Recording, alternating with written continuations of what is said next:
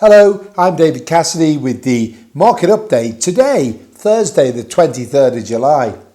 After an initial positive start to the week, European equity markets gave up most of their weekly gains yesterday, Wednesday the 22nd, with the Stoxx 600 and the FTSE 100 indexes both closing down around 1%.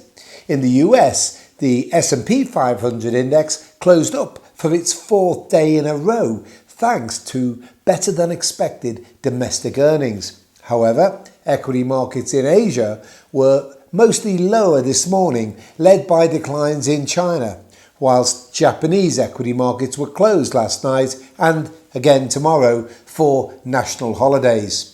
Now, despite EU leaders demonstrating their commitment to one another earlier in the week by agreeing to an economic rescue package to help their economies recover from the impact of coronavirus, their display of unity was overshadowed by renewed geopolitical concerns as tensions with China escalated.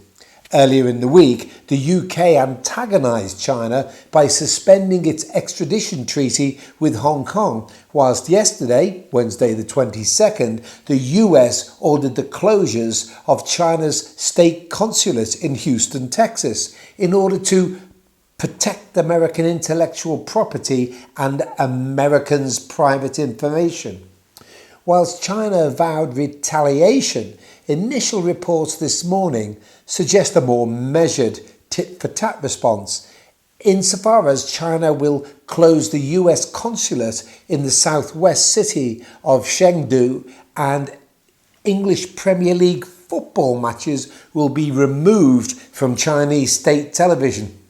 Weighing on the UK equity markets this week have been renewed concerns the path to Brexit is not going to be straightforward, with European leaders having concluded their second longest summit in history.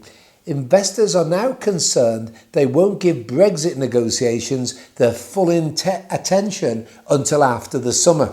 At the same time, with the US presidential elections this November, the UK is unlikely to secure a trade deal before the end of the year, which would have been an early victory from leaving the European Union.